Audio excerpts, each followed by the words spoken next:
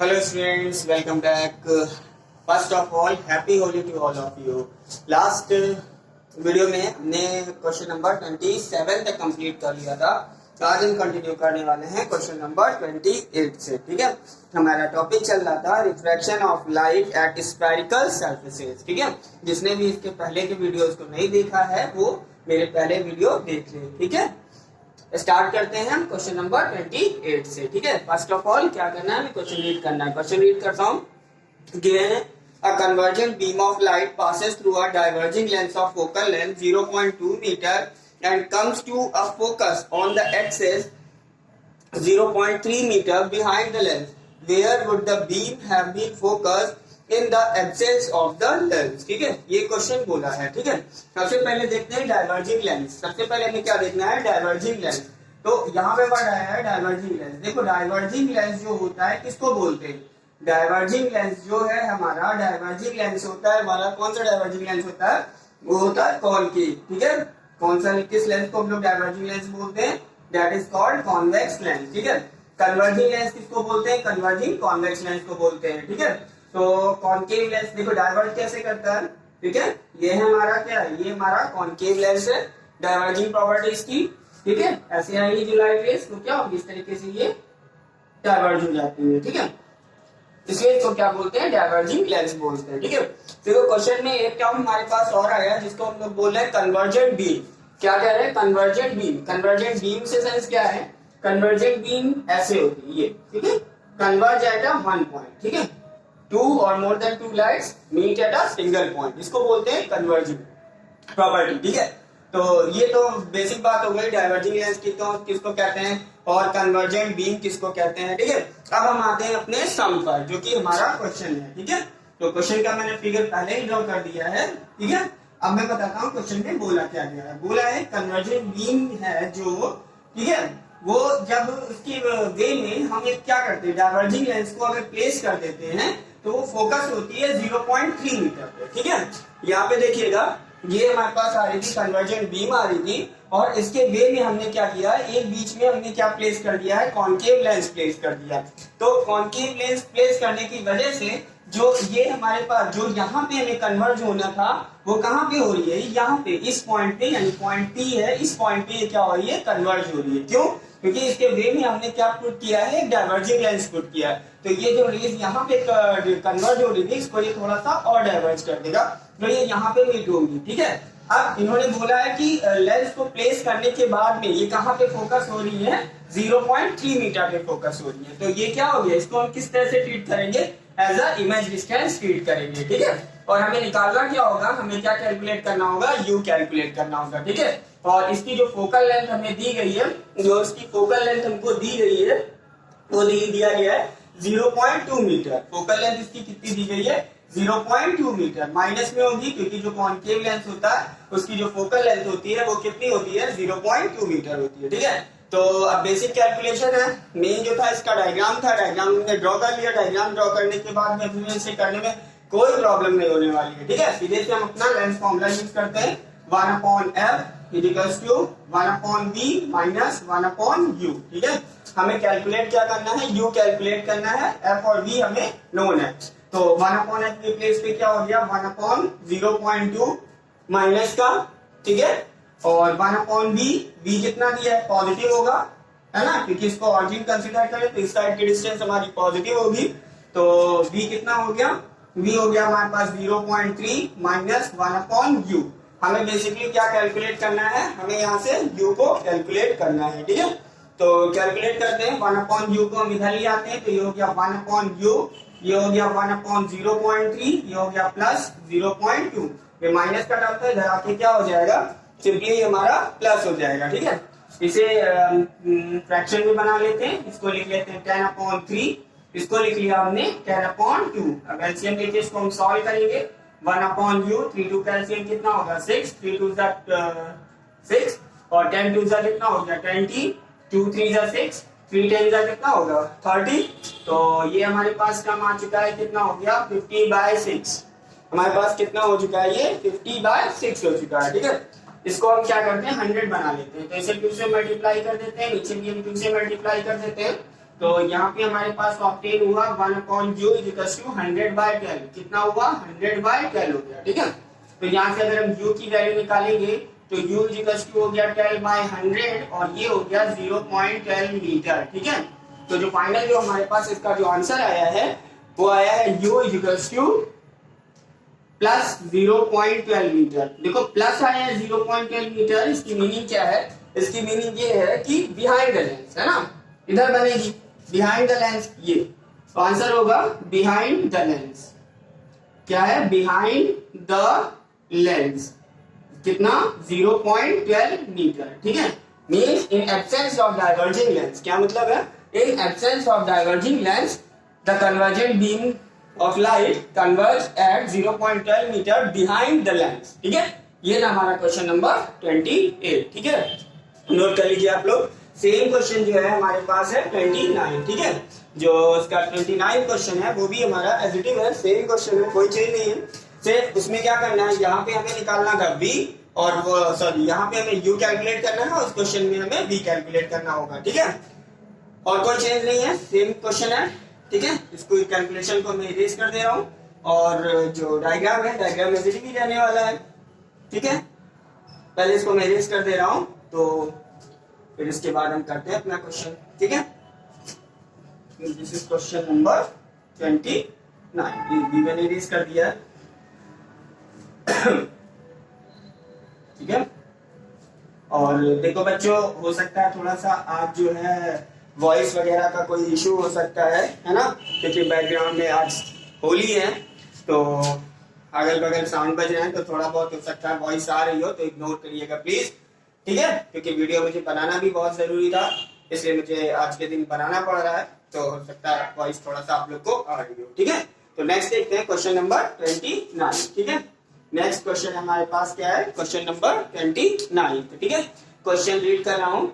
दिया है a beam of light converges to a point P। ठीक है, converges to a point P a concave lens. इसमें देखो ऑलरेडी बोल दिया है कॉनकेव लेंस, वहां डाइवर्जिंग लेंस बोला था, तो वही चीज है ना, कॉनकेव लेंस को डाइवर्जिंग लेंस बोलते हैं। तो a concave lens of focal length 16 centimetre. This time यहाँ पे जो फोकल लेंथ दी है वो माइनस का कितना दिया है? 16 सेंटीमीटर दिया है। ठीक है, कितना दिया है? -16 centimetre is placed in the path of beam at 12 centimetre from P। ठीक है, तो क्लियरली बोला है कि ये जो है कितने डिस्टेंस पे रखा है? 12 सेंटीमीटर पे रखा है। तो यहाँ पे u हमारे पास कितना हो गया? 12 सेंटीमीटर, है ना, u बोला 12 सेंटीमीटर। पूछा है what point does the beam now converge. पूछ रहे हैं कि इसके पाथ में, जो ये कन्वर्जेंट बीम है, इसके पाथ में अगर हम डाइवर्जिंग लेंस को रख देते हैं या कॉनकेव लेंस को रख देते हैं तो ये बीम अब कहाँ फोकस होगी, यानी कहाँ पे कन्वर्ज होगी। तो मीनिंग क्या हुई? मीनिंग तो हमें क्या बताना है? ये डिस्टेंस बताना है, हमें क्या बताना है? ये डिस्टेंस बताना है। इसको भी कंसीडर किया जा सकता है, समझ आ रहा है ना। पूछा है कि ये डाइवर्जिंग लेंस को इसके पाथ में रखने पर ये जो कन्वर्जिंग बीम थी वो कहाँ कन्वर्ज होगी, क्योंकि जब इसके पाथ में ये कॉनकेव लेंस रखेंगे तो ये कन्वर्जिंग बीम को थोड़ा सा डाइवर्ज करेगा, तो यहाँ पे कन्वर्ज होगी, है ना। तो यानी हमें क्या निकालना है? यहाँ पे v हमें कैलकुलेट करना है। तो सिंपली फटाफट कर लेते हैं। और u यहाँ पे क्या है? u हमारा पॉजिटिव ही होने वाला है क्योंकि इस साइड है ना। इस साइड की डिस्टेंस मैंने बताई थी क्या होती है? पॉजिटिव होती है। तो कैलकुलेट कर लेते हैं फटाफट इसको। क्या है? 1/f = 1/v minus 1/u। 1/f कितना है? 1 माइनस का 16, 1/v माइनस 1/u। u कितना है हमारे पास? 12 है ना। u हमारे पास कितना है? 12 है। इस टर्म को इधर लेके आएंगे तो ये प्लस का हो जाएगा, माइनस 1/16 प्लस का 1/12 = 1/v। यहाँ पे एलसीएम लेंगे, 16 और 12 का एलसीएम लेंगे, कितना हो जाएगा? इसका एलसीएम आ जाएगा 48, है ना। 16 3 हो जाएगा, तो माइनस का 3 यहाँ पे कितना हो गया? 4 हो गया, और ये कितना हो गया? 1/v हो गया। सॉल्व करते हैं तो 1 कितना हो गया? 48 = 1/v। सो v = कितना हो गया? 48 centimetre. Answer same, behind the lens, है ना। कहाँ कन्वर्ज होगी ये लाइट? Behind the lens. कहाँ कन्वर्ज होगी ये? Behind the lens at 48 centimetre. ठीक है, बात समझा? क्योंकि ये जो कन्वर्जेंट बीम जो आ रही थी इसके बाद में अगर हम डाइवर्जिंग लेंस रख देंगे तो जो लाइट रे जो कन्वर्ज हो रही थी वो कहाँ पे कन्वर्ज होंगी? लेंस से 48 सेंटीमीटर डिस्टेंस पे क्या होंगी? कन्वर्ज होंगी। ठीक है, दिस इज क्वेश्चन नंबर 29। ठीक है, नेक्स्ट क्वेश्चन की तरफ मूव करते हैं जो कि हमारा क्वेश्चन नंबर 30 है। ठीक है, जो कि नेक्स्ट क्वेश्चन है हमारे पास क्वेश्चन नंबर 30। तो पहले इसको रेज कर लेते हैं, आप लोग ने नोट कर लिया होगा, और नेक्स्ट क्वेश्चन सॉल्व करते हैं क्वेश्चन नंबर 30। सबसे पहले हम इसको रेज कर लेते हैं फटाफट। देखो एक ही पैटर्न के कई क्वेश्चंस मिल जाते हैं। ठीक है, तो यहाँ पे क्वेश्चन नंबर हमारे पास 30। काफी चीजें पूछी गई है। तो क्वेश्चन नंबर 30 दिया है, double convex lens has 10 centimeter, 15 centimeter as its two radii of curvature. The image of an object placed 30 centimeter from the lens is formed at 20 centimeter from the lens on the other side. Find the focal length and the refractive index of the material of the lens. What will be the focal length of the lens if it is immersed in water of refractive index 1.33? काफी चीजें पूछी गई है इसमें। ठीक है, ये हमारे पास क्वेश्चन है, तो स्टार्ट करते हैं इसको करना। ठीक है, सबसे पहले हम लिखेंगे इसमें वैल्यूज हमें क्या क्या दी गई है। This is question number 30। तो सबसे पहले वैल्यूज लिखते हैं और फोकल लेंथ वगैरह निकालनी है। ठीक है, तो सबसे पहले डबल कॉन्वेक्स लेंस है। लेंस हमारा कैसा है? लेंस है हमारा double convex. Double convex lens के लिए मैंने चीजें बताई हैं क्या क्या हमें यूज करना होता है ना। R1 हमारा पॉजिटिव होगा और R2 हमारे पास क्या होने वाला है? नेगेटिव होने वाला। तो यहाँ पे देखते हैं R1 हमारे पास कितना दिया है? R1 हमारे पास कितना दिया है? प्लस 10 सेंटीमीटर दिया है। R1 जो दिया है हमारे पास कितना दिया है? 10 सेंटीमीटर पॉजिटिव होगा। और R2 हमारे पास R2 जो दिया है हमारे पास दिया -15 सेंटीमीटर। और ऑब्जेक्ट की डिस्टेंस दी हुई है, यानी ऑब्जेक्ट की डिस्टेंस हमें कितनी दी है? U दिया है माइनस का 30 सेंटीमीटर। मैंने बताया था ऑब्जेक्ट का जो डिस्टेंस लेते हैं वो हमेशा नेगेटिव लेते हैं। और B जो दिया है हमारे पास प्लस का 20 सेंटीमीटर दिया है। B कितना दिया है? प्लस का 20 सेंटीमीटर दिया है। ठीक है, सबसे पहले हमने फोकल लेंथ इसकी पूछी हुई है और हमें यहाँ पे इसका रिफ्रैक्टिव इंडेक्स पूछा हुआ है। इतनी पार्ट में इतना तो पहले हमें कैलकुलेट करना होगा। ठीक है, तो कैलकुलेट करते हैं इसको और देखते हैं क्या आता है। देखो यहाँ पे क्या मैंने V को प्लस 20 सेंटीमीटर ले लिया। क्या ले लिया? V को मैंने यहाँ पे लिया प्लस का 20 सेंटीमीटर। क्यों लिया है प्लस का 20 सेंटीमीटर? क्योंकि क्या बोला? बिहाइंड द लेंस बोला। क्या जो इमेज जो फॉर्म हुई है वो बिहाइंड द लेंस फॉर्म हुई है, यानी कुछ ऐसा होगा। ये है, ठीक है, तो ये ऑब्जेक्ट रखा है। ठीक है, अब इसकी जो इमेज कहीं बन रही होगी इस साइड कहीं बन रही होगी। ठीक है, इस तरफ ये मीनिंग होगी, ये इस साइड बन रही है, बिहाइंड द लेंस इस साइड बन रहा है। तो इस साइड की डिस्टेंस क्या होगा? इस साइड की डिस्टेंस मैंने बताया पॉजिटिव, और इधर की डिस्टेंस हमें क्या लेना है? निगेटिव लेना है। तो जो इमेज बनी है वो बिहाइंड द लेंस बनी है, तो V हमारा क्या होगा? यहाँ पे पॉजिटिव होगा। ठीक है, तो F की देखो हम यहाँ पे बहुत आसानी से कैलकुलेशन कर सकते हैं, बहुत इजीली कैलकुलेट कर सकते हैं। 1/f = 1/v - 1/u। तो यहाँ पे वैल्यू रखते हैं 1/f = 1/v। V हमारे पास कितना है? 20 माइनस 1/u। U हमारे पास कितना है? माइनस का 30। ठीक है, तो कैलकुलेट करते हैं, देखते हैं क्या मिलने वाला है। ये हो गया 1/20 प्लस ये हो गया 1/30। कैलकुलेट 1/f 20 30 का एलसीएम कितना हो गया? 60।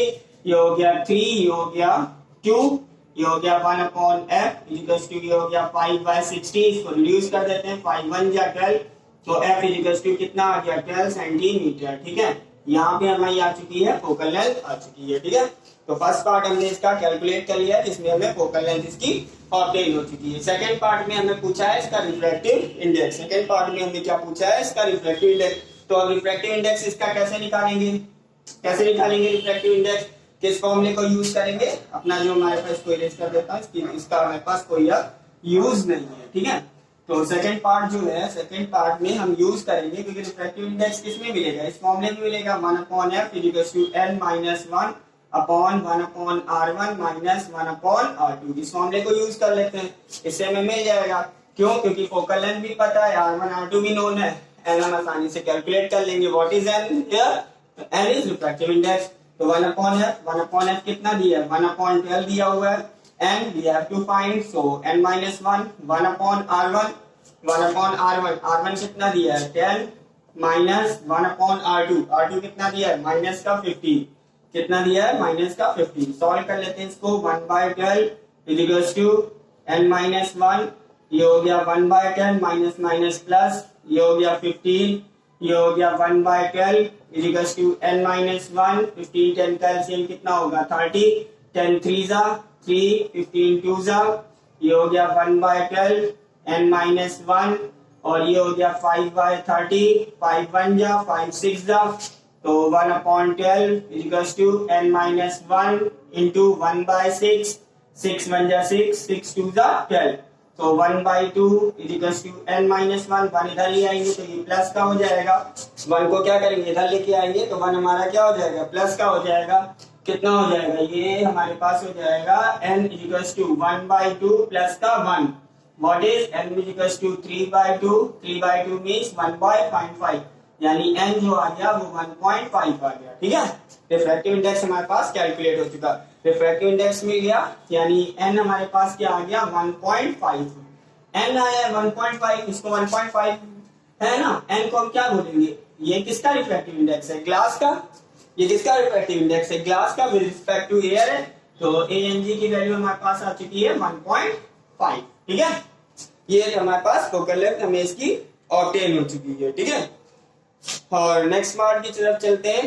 नेक्स्ट पार्ट में बोला है, इसमें कहा गया है find the focal length and the refractive index of material, हो गया what will be the focal length of the lens if it emerged in water of refractive index 1.33। देखो यहाँ पे जो है, अब लेंस को हम क्या करने वाले हैं, लेंस को वाटर में इमर्ज करने वाले। देखो इस तरह के क्वेश्चंस हमने पहले कितने सारे किए गए जिसमें हमने लेंस को वाटर वगैरह में क्या किया हुआ है, इमर्ज किया हुआ है। ठीक है, तो सेम प्रोसीजर आएगा, तो आप लोग ने इसको नोट कर लिया होगा। मैं इस पार्ट को यहाँ पे इरेज कर दे रहा हूँ और अपने नेक्स्ट पार्ट की तरफ चलते हैं। ठीक है, नेक्स्ट पार्ट की तरफ चलते हैं जिसमें लेंस को वाटर में इमर्ज किया गया है। तो वाटर में जो लेंस को इमर्ज किया गया है उसमें देखो हमारे पास क्या दिया है, यहाँ पे वाटर का रिफ्रैक्टिव इंडेक्स दिया गया है। किसका दिया गया है, वाटर का रिफ्रैक्टिव इंडेक्स दिया गया है 1.33, और यहाँ पे हमने ANG ग्लास का निकाल रखा है, तो ANG हमने निकाल रखा है कितना है 1.5, मीन क्या होगा 1.50 हो गया। ठीक है, तो यहाँ पे इस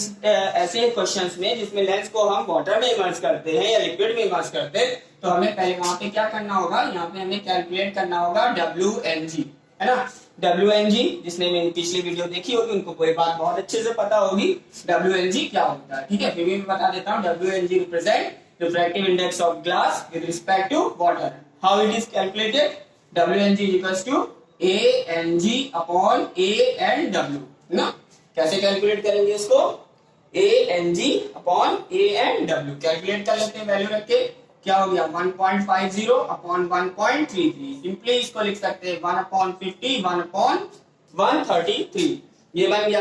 अब फोकल लेंथ निकालने के लिए एक रिलेशन दिया था जिसमें आया था हमारे पास FW upon FA is equals to क्या हो जाएगा W, तो ये हो जाएगा ANG माइनस 1 अपॉन ये हो जाएगा WNG माइनस 1। ये बहुत कॉमन रिलेशन है, मैंने इसको कई बार यूज किया हुआ है। यहाँ पे क्या है, W क्या है, focal length in lens in water, FA क्या है, focal length of lens in air, और ये तो मैंने बताया रिफ्रैक्टिव इंडेक्स ऑफ ग्लास है, रिफ्रैक्टिव इंडेक्स ग्लास का है लेकिन वाटर के रिस्पेक्ट में।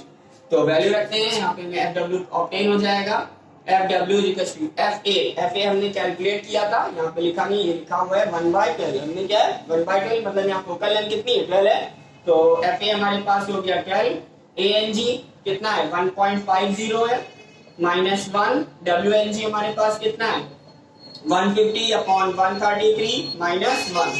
अगेन सॉल्व कर लेते हैं इसको, ये हो जाएगा FW अपॉन 12, ये हो गया 0.50 अपॉन, इसको सॉल्व करते हैं तो ये आ जाएगा, एलसीएम लेके सॉल्व करेंगे तो 17 ऊपर आएगा, और 133 हमारे पास क्या होगा ऊपर चला जाएगा, कितना हो जाएगा 133 हमारे पास ऊपर चला जाएगा, 150 माइनस 133 करेंगे तो हमारे पास कितना आएगा यहाँ पे 17 आएगा। ठीक है, तो FW यहाँ से कैलकुलेट करना है, तो FW इक्वल्स टू क्या इधर मल्टीप्लाई में जाएगा 0.50 इंटू 133 इंटू 12 अपॉन का 17। ठीक है, ये टर्म आया है, और इसको जब ओवरऑल सॉल्व करेंगे तो इसको सॉल्व कर लेते हैं, तो 12 5 जा कितना हो गया 60, यानी ये हो गया 6.0, कितना हो गया 6.0, इसका मल्टीप्लीकेशन इंटू 133 अपॉन का कितना हो गया 17 हो गया। ठीक है, इसको सॉल्व करेंगे तो ये आ जाएगा, फाइनली ऊपर लिख दे रहा हूँ इसको सॉल्व करेंगे तो 798 अपॉन कितना हो जाएगा 17, और फाइनली और डिवाइड करेंगे 798 70 को तो ये आ जाएगा 46.94, कितना आ जाएगा 46.94, इसको लिख सकते हैं 47 सेंटीमीटर। This is answer. ठीक है, ये मेथड जो मैंने किया है इस मेथड को हम कई बार कर चुके हैं। ठीक है, लास्ट वीडियोस में हमने इसको कई बार किया है।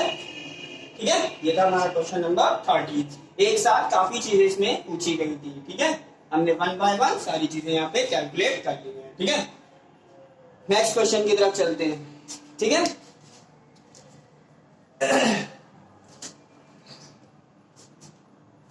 पहले इसको इरेज कर लेते हैं फिर करते हैं next question. Question number 31।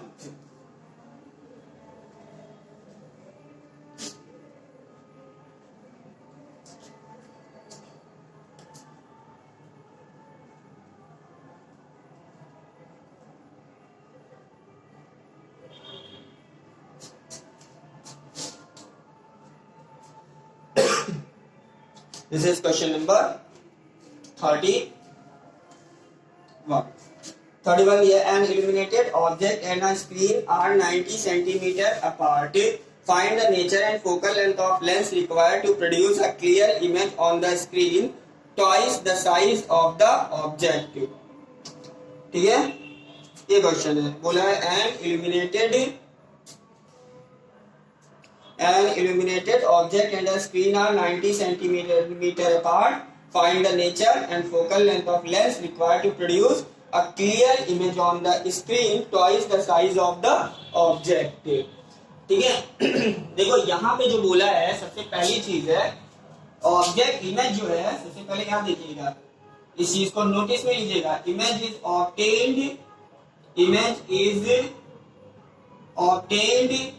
On screen. ठीक है, ऑब्जेक्ट को सॉरी इमेज को कहाँ पे ऑब्टेन किया गया है, स्क्रीन पे, और स्क्रीन पे हम कौन सी इमेज को ऑब्टेन कर पाते हैं, जो कि रियल होती है ना, रियल इमेज को ही हम क्या कर पाते हैं, स्क्रीन पर ऑब्टेन कर पाते हैं। और जो रियल इमेज होती है ऑलवेज कैसी होती है, इन्वर्टेड होती है। जो रियल इमेज होती है वो हमारी कैसी होती है, ऑलवेज इन्वर्टेड होती है, यानी एक्सेस के नीचे। तो ऐसे सिचुएशन में जो इसका जो मैग्निफिकेशन होगा वो निगेटिव होगा, है ना, मैग्निफिकेशन निगेटिव होगा, क्योंकि देखो एक ऑब्जेक्ट ऊपर रखा है, ऐसे एक्सेस के ऊपर रखा है, और रियल इमेज है, तो रियल इमेज हमेशा इन्वर्टेड बनेगी, तो उसकी डायरेक्शन क्या होगी, डाउनवर्ड होगी। अब ये हमारा h1 पॉजिटिव, h2 क्या होगा, निगेटिव होगा, क्योंकि एक्सेस के ऊपर की जो डिस्टेंस होगी वो पॉजिटिव होगी और नीचे की जो डिस्टेंस होगी निगेटिव, तो h2 हमारा निगेटिव हो जाएगा, h1 पॉजिटिव हो जाएगा, और इसका जो मैग्निफिकेशन होता है h2 अपॉन h1 वो हमारा निगेटिव आएगा। ठीक है, जो हमारा मैग्निफिकेशन होगा वो क्या आएगा, निगेटिव आएगा। तो यहाँ पे डबल साइज बोला है, तो मैग्निफिकेशन कितना दिया है, -2 दिया है। ठीक है, मतलब क्या है, यहाँ पे मैग्निफिकेशन कितना दिया है, -2 दिया है। क्लियर हुई बात? ठीक है, और इसके बाद जो बोला है, जो कोई भी इल्यूमिनेटेड ऑब्जेक्ट है, ठीक है, वो कितना है, सपोज यहाँ पे कोई कैंडल वगैरह रखी है या कुछ भी ऐसा रखा हुआ है, कुछ भी है, ठीक है, वो इसके बीच की जो डिस्टेंस है वो कितनी दी है, 90 सेंटीमीटर।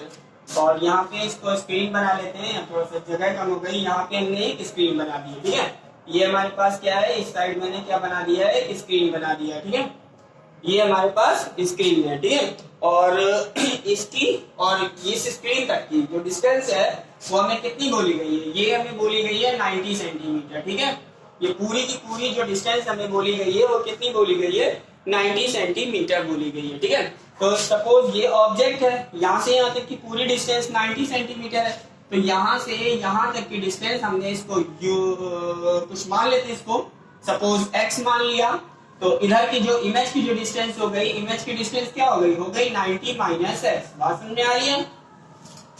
ये ऑब्जेक्ट है, ऑब्जेक्ट से स्क्रीन तक की डिस्टेंस दी थी 90 सेंटीमीटर, और यहाँ से इस ऑब्जेक्ट से लेंस तक की डिस्टेंस मैंने x माना है, तो इधर की डिस्टेंस कितनी होगी, इमेज की डिस्टेंस 90 माइनस x। इमेज यहाँ दिख नहीं रही होगी क्योंकि इमेज किस पे ऑब्टेन हुई है, इस यहाँ कहीं स्क्रीन पे ऑब्जेक्ट जो है, इमेज जो है वो इसकी ऑब्टेन हुई होगी। ठीक है, ऑब्टेन हुई होगी इसकी, ठीक है। अब यहाँ पे u हमारे पास कितना हो गया, u हो गया -x और v हमारे पास कितना हो गया 90 -x।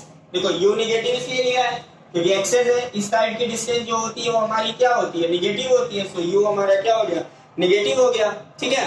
अब मैग्निफिकेशन, देखो मैग्निफिकेशन हमको ऑलरेडी दिया था m इक्वल्स टू -q, तो मैग्निफिकेशन का फॉर्मूला यहाँ पे यूज करते हैं m equals to v upon u। What is magnification, -q, v हमारे पास कितना है, v है 90 -x और u हमारे पास कितना है, माइनस का x, ठीक है। u हमारे पास कितना है, माइनस का x। सॉल्व करते हैं तो 2 माइनस माइनस इधर जाके प्लस हो गया, ये हो गया 2x, ये हो गया 90 -x, x इधर लाके इसको प्लस कर लेते हैं, 2x plus x equals to 90, ये हो गया 3x equals to 90। So what is x, 90/3, it will come 30 centimetre, ठीक है। कितना हो गया, 30 सेंटीमीटर, ठीक है, ये हो गया 30 सेंटीमीटर। अच्छा v निकालना है तो v इसमें रख देते हैं तो v मिल जाएगा, यानी v इक्वल्स टू कितना हो जाएगा 90 -x, तो v equals to 90 - 30, what is 60 centimetre, ठीक है। यानी लेंस से ऑब्जेक्ट तक की डिस्टेंस कितनी है, 30 सेंटीमीटर और स्क्रीन तक की जो डिस्टेंस है लेंस से वो कितना है, 60 सेंटीमीटर है। ये था हमारा क्वेश्चन नंबर 31, ठीक है। यहाँ पे हमारा क्वेश्चन नंबर 31 कंप्लीट हो चुका है, ठीक है। नेक्स्ट इसके आगे के जो क्वेश्चंस है हम करते हैं अपने नेक्स्ट पार्ट में, ठीक है। मिलते हैं नेक्स्ट पार्ट में।